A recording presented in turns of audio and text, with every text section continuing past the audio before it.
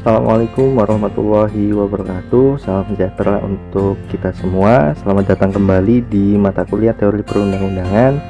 Semoga rekan-rekan tetap semangat dan berbahagia. Pada awal minggu ketiga tutorial online ini, kita akan bersama-sama mempelajari materi yang berkaitan tentang tinjauan umum kelembagaan Mahkamah Agung.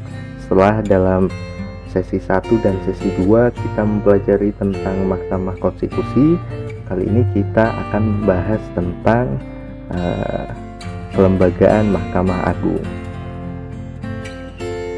Tujuan umum dari sesi ini adalah agar mahasiswa mempunyai pemahaman dan kemampuan tentang kelembagaan Mahkamah Agung. Kegiatan belajar yang ada pada sesi 2 kali ini, kita akan mempelajari tentang organisasi Mahkamah Agung dalam tinjauan Undang-Undang Dasar 1945. Lalu kita juga akan mempelajari tentang kedudukan Mahkamah Agung dan kekuasaan kehakiman, yang nanti di dalamnya ada subbahasan yang dikaji mengenai fungsi yudisial yang dimiliki oleh Mahkamah Agung dan sejarah eksistensi Mahkamah Agung. Dan yang ketiga, kita akan mempelajari mengenai hukum acara Mahkamah Agung, kewenangan Mahkamah Agung dalam pengujian peraturan perundang-undangan di bawah undang-undang. Pengertian kekuasaan kehakiman adalah ciri pokok dari negara hukum atau Rechtsstaat dan prinsip the rule of law. Demokrasi mengutamakan the will of the people. Artinya demokrasi mengutamakan keinginan dari masyarakat. Lalu negara hukum mengutamakan the rule of the law. Kedua hal tersebut tidak bisa dipisahkan satu sama lainnya. Artinya antara demokrasi dan negara hukum saling berkaitan erat dan tidak dapat dipisahkan. Namun keduanya tetap harus dipisahkan dan dicerminkan dengan institusi yang berbeda. Prinsip-prinsip pokok kehakiman adalah ada dua prinsip pokok dalam sistem peradilan dalam hukum modern yang ada saat ini, yaitu the principle of judicial independence atau biasa kita sebut independent, dan the principle of judicial impartiality atau tidak berpihak. Pada Forum International Judicial Conference di Bangalore, India tahun 2001 disepakati kode etik perilaku hakim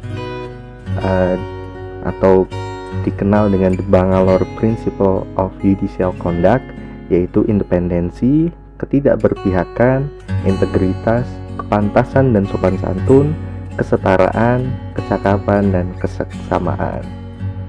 Kewenangan Mahkamah Agung sendiri yaitu mengadili pengujian terhadap peraturan perundang-undangan di bawah undang-undang terhadap undang-undang. Hal ini sebagaimana tertuang dalam pasal 24A Undang-Undang Dasar 1945. Suatu peraturan perundang-undangan di bawah undang-undang dianggap tidak sah dengan alasan bertentangan dengan peraturan perundang-undangan yang lebih tinggi atau pembentukannya tidak memenuhi ketentuan yang berlaku. Siapa saja pemohon pada uji materi di Mahkamah Agung?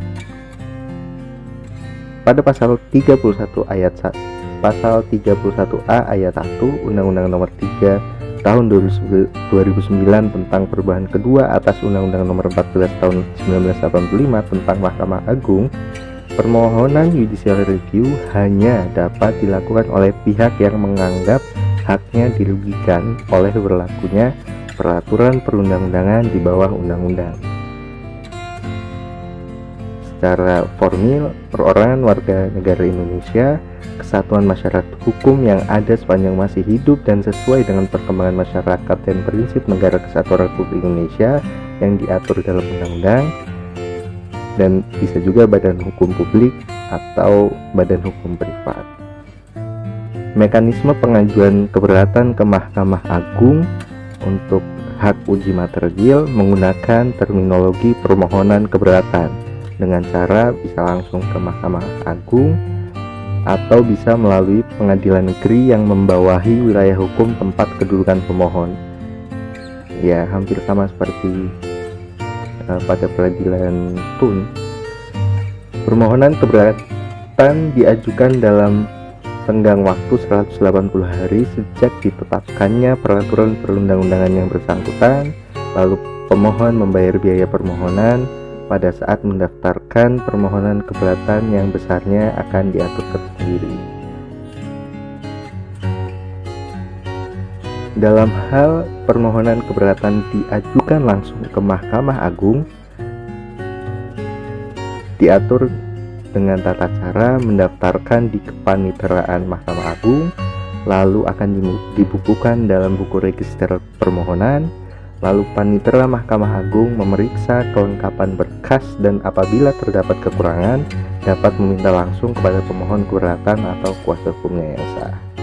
Dalam hal permohonan keberatan diajukan melalui pengadilan negeri, yaitu dengan tata cara didaftarkan pada kepaniteraan pengadilan negeri, lalu pemohon atau kuasanya yang sah membayar biaya permohonan dan diberikan tanda terima. Lalu permohonan dibukukan dalam buku register permohonan. Lalu panitera pengadilan negeri memeriksa kelengkapan permohonan keberatan yang telah didaftarkan oleh pemohon atau kuasanya yang sah, dan apabila terdapat kekurangan dapat meminta langsung kepada pemohon atau kuasanya yang sah. Itu saja yang akan kita pelajari pada sesi ketiga kali ini. Semoga apa yang kita pelajari bisa mendapatkan manfaat untuk kita semua.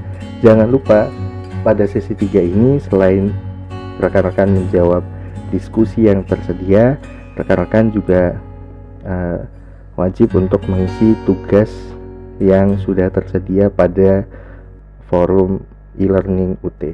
Terima kasih, tetap semangat, dan akhirul alam, wassalamualaikum warahmatullahi wabarakatuh. Salam sejahtera untuk kita semua.